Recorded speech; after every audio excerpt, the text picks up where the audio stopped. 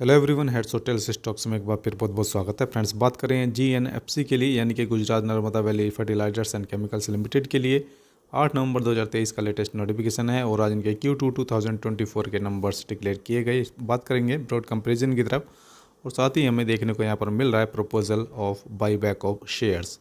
सो यहाँ पर इसको एक बार नज़र डाल लेते हैं कि इस प्रपोजल में यहाँ पर क्या देखने को मिल रहा है।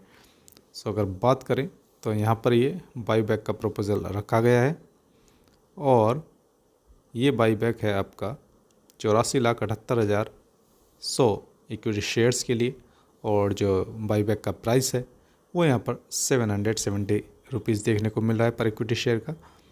और इस बाईबैक का जो कॉस्ट है वो यहाँ पर 652,81,37,000 रुपीज़ देखने को मिल रहा है। सो यहाँ पर बड़ा बाईबैक है और देखते हैं कि किस तरह से आगे डिटेल्स निकल कर आएंगे इस बाईबैक के लिए। और फ्रेंड्स, अभी हम आ गए हैं GNFC के लिए इनके कंसोलिडेटेड फाइनेंशियल नंबर्स के ऊपर। 30 सितंबर 2023 क्वार्टर के Q2 के नंबर्स हैं। जो भी वैल्यूज़ यहाँ पर करोड़ में दी गई हैं और इन वैल्यूज़ को यहाँ पर राउंड फिगर में लेकर चलेंगे सो दैट के कंपेरिजन करने में आसानी रहे। ये आपके इस क्वार्टर के Q2 के नंबर्स हैं, ये लास्ट क्वार्टर के Q1 के और ये लास्ट ईयर के Q2 के नंबर्स हैं। रेवेन्यू फ्रॉम ऑपरेशंस को कंपेयर करेंगे क्वार्टर ऑन क्वार्टर बेसिस पर। लास्ट क्वार्टर में Q1 में इनका रेवेन्यू फ्रॉम ऑपरेशन जनरेट हुआ था 1652 करोड़ रुपीज़ के आसपास और इस क्वार्टर में 2080 करोड़ रुपीज़ है। सो इस तरह से क्वार्टर ऑन क्वार्टर बेसिस पर रेवेन्यू फ्रॉम ऑपरेशंस बढ़ा है, इंक्रीज़ हुआ है और लगभग 25.9% ये बढ़ा है क्वार्टर ऑन क्वार्टर बेसिस पर। और अगर बात करें इसी रेवेन्यू फ्रॉम ऑपरेशंस के लिए ईयर ऑन ईयर बेसिस पर, सो लास्ट ईयर के Q2 में इनका रेवेन्यू फ्रॉम ऑपरेशंस जनरेट हुआ था 2587 करोड़ रुपीज़ के आसपास और इस क्वार्टर में 2080 करोड़ रुपीज़ के आसपास है।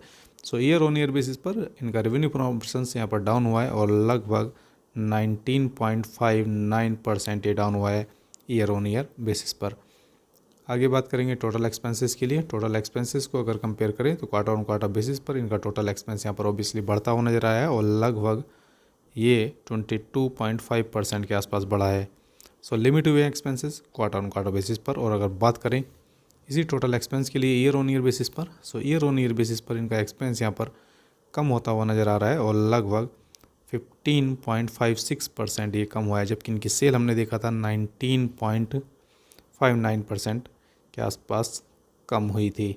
सो एक्सपेंसेस हैवी हुए हैं ईयर ऑन ईयर बेसिस पर। आगे चलते हैं, बात करते हैं इनके लिए नेट प्रॉफिट की। नेट प्रॉफिट को कंपेयर करेंगे क्वार्टर ऑन क्वार्टर बेसिस पर। लास्ट क्वार्टर में Q1 में इनका नेट प्रॉफिट 88 करोड़ रुपीज़ के आसपास था और इस क्वार्टर में 182 करोड़ रुपीज़ के आसपास है। So quarter on quarter basis पर नेट प्रॉफिट बढ़ा है और लगभग 106.8% के आसपास ये बढ़ा है क्वार्टर ऑन क्वार्टर बेसिस पर।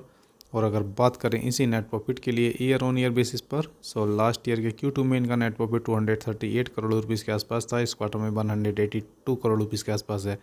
सो ईयर ऑन ईयर बेसिस पर नेट प्रॉफिट यहाँ पर डाउन हुआ है और लगभग 23.5% के आसपास ये डाउन हुआ है ईयर ऑन ईयर बेसिस पर। तो बात करें तो ईयर ऑन ईयर बेसिस पर यहाँ पर परफॉर्मेंस टाइट नज़र आ रही है। और अगर बात करें EPS की अर्निंग पर शेयर, ऑब्वियसली आप देखेंगे यहाँ पर क्वार्टर ऑन क्वार्टर बेसिस पर बढ़ा है और ईयर ऑन ईयर बेसिस पर डाउन हुआ है, क्योंकि ईयर ऑन ईयर बेसिस पर नेट प्रॉफिट डाउन हुआ है। सो फ्रेंड्स, अपनी स्टडी जरूर करें। बहुत बहुत धन्यवाद।